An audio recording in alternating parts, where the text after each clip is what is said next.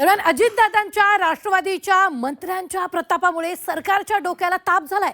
कृषी मंत्री झाल्यापासून सतत वादात असलेल्या माणिकराव कोकाटेंना 2 वर्षाची शिक्षा सुनावण्यात आली आहे।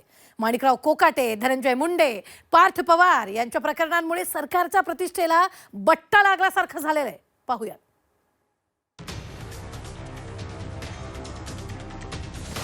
अजितदादांच्या नेत्याचा प्रताप, सरकारच्या डोक्याला ताप। माणिकरावांची वादग्रस्त वक्तव्य, रमीमुळे सरकारची नामुष्की। मुंडे वाल्मिकच्या दोस्तीमुळे सरकारच्या प्रतिष्ठेशी कुस्ती। शिवसेना आणि भाजप सरकारमध्ये अजितदादांच्या समावेशामुळे युती सरकारची महायुती झाली।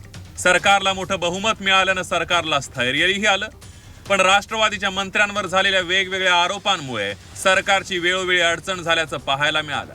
राष्ट्रवादीच्या मंत्र्यांमुळे निर्माण झालेल्या वादाने सरकारच्या प्रतिमेवरही परिणाम झाल्याचं सांगण्यात येत आहे। मस्साजोगचे सरपंच संतोष देशमुख यांची वाल्मिक कराडच्या गुंडांनी हत्या केली। संतोष देशमुखांच्या हत्येमुळे परळीतील गुंडगिरी आणि त्यांना मिळणाऱ्या राजाश्रयाचा मुद्दा ऐरणीवर आला। विरोधकांनी वाल्मिक कराडचा आका धनंजय मुंडे असल्याचा आरोप करत रान उठवलं होतं। भाजप आमदार सुरेश धस यांनीही धनंजय मुंडे यांच्यावर गंभीर आरोप करून त्यांच्या राजीनाम्याची मागणी केली होती।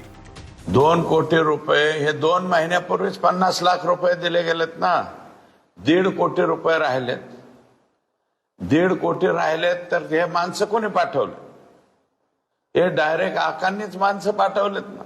आकांनीच सांगितलेलं आहे। आकांच्याच आदेशावरती हे लोक शुक्रवारी गेलेले आहेत तिथं, आणि शुक्रवार ते सोमवार आकाशन यांचं बोलणं झालंच असेल ना। आणि आता काय सीडीआर काढून कोण कोणाला काय बोलले हे सगळं बाहेर येतं। त्याच्यामुळं मला नाही वाटत आका याच्यातून बाहेर राहतील म्हणून। विरोधकांच्या आणि समाजाच्या रेट्यामुळे धनंजय मुंडे यांना कृषी मंत्री पदाचा राजीनामा द्यावा लागला। त्यांच्या जागी कृषी मंत्री पदाची सूत्र माणिकराव कोकाटेंनी स्वीकारली। आगीतून फुपाट्यात पडावं अशी माणिकराव कोकाटेंची कृषी मंत्री पदाची कारकीर्द राहिली। माणिकराव कोकाटेंनी तोंडाचा पट्टा असा चालवला की मदत नको पण हा कृषी मंत्री नको अशी परिस्थिती निर्माण झाली। आजी साहेब बोलले का कर्जमाफी होऊ शकत नाही, तो शेतकऱ्याला भेटल का? आपल्याला रेग्युलर कर्ज भरायचं का बरं लोकांनी भरायचं? आज म्हणजे रेग्युलर असं त्याला भेटल। 5-10 वर्ष वाटच पाहिजे कर्जमाफी व्हायची, तोपर्यंत काय भरायचं नाही त्यापेक्षा बरं मला एक सांगा, आता हे मीडिया चालू आहे, मीडिया समोर असं बोलत नाही। तुम्हाला कर्जमाफी झाल्यानंतर जे पैसे येतात त्या पैशात काय करता तुम्ही? शेतीमध्ये गुंतवणूक आहे 1 रुपयाच तरी? सरकार शेतीमध्ये गुंतवणुकीला पैसे देणार तुम्हाला। आता पोखराच्या माध्यमातून तुम्हाला पाईपलाईनला पैसे, इरिगेशनला पैसे, तुम्हाला क्रॉपला पैसे, शेततळ्याला पैसे, सगळ्याला पैसे। भांडवली गुंतवणूक कोण करतं? सरकार। शेतकरी करतं का? शेतकरी म्हणतो विम्याचे पैसे पाहिजे, याचे पैसे पाहिजे, मग साखरपुडे करा, मग लग्न करा। तो व्याजाला काढत्याचं काय? व्याजाला पैसे घेत कसं काय? व्याजाला काढत्याचं काय? माणिकराव कोकाटे वादग्रस्त वक्तव्य करायचे, माफी मागायचे आणि पुन्हा दुसरं वादग्रस्त वक्तव्य करायचे, पुन्हा वाद ओढावून घ्यायचे। सरकारनं त्यांच्या चुकांवर पांघरून घालण्याचा वारंवार प्रयत्न केला, पण कोकाटे काही माघार घ्यायला तयार नव्हते। यावर कळस म्हणजे विधिमंडळात कामकाज सुरू असताना कोकाटे महाशयांनी मोबाईलवर रम्मीचा डाव मांडला।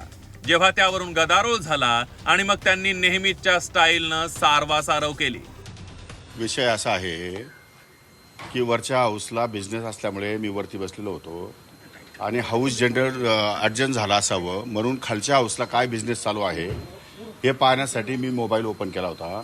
आणि मोबाईल ओपन करत असताना यूट्यूबवर येत असताना अशा अनेक प्रकारच्या जाहिराती या ठिकाणी येतात। तर त्या जाहिराती स्किप करावं लागतात। ते स्किप करत होतो मी। स्किप करता करता या 2-3 ठिकाणी कुणी माझ्या पेकडे असतो मोबाईल, माझ्या कोणाकडे असतो, ती जाहिरात स्किप करण्याकरता मला एक 2-3 सेकंद या ठिकाणी लागले। त्याने 18 सेकंद दाखवलं आहे। त्याने जर आणखी पुढे दाखवला असता तर तो स्किप केलेला त्यांनी दाखवला असतं ना, पण त्यांना ते दाखवायचं नाही आणि ते विरोधी पक्षाने दाखवणारच नाही। बरं, ते काही वैयक्तिकरित्या फक्त माझ्याशी चर्चा करताय, कधी माझ्या कपड्यावर बोलताय, कधी माझ्या मोबाईलवर बोलताय, कधी माझ्या गाडीवर बोलताय, पण माझ्या धोरणांवर, माझ्या कामांवर, मी केलेल्या शेतकऱ्यांसाठी केलेल्या जे काही उपाययोजना आहेत त्या संदर्भात विरोधी पक्ष नेता कुठलाही बोलत नाही।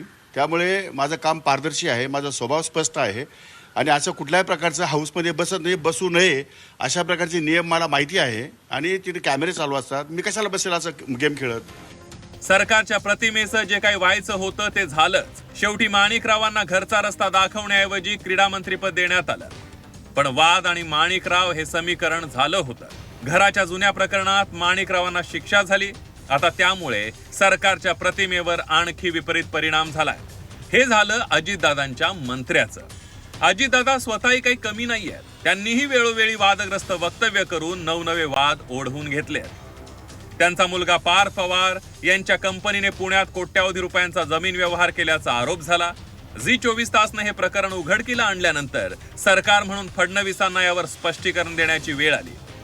या प्रकरणावरूनही सरकार बॅकफूटवर गेल्याचं पाहायला मिळालं.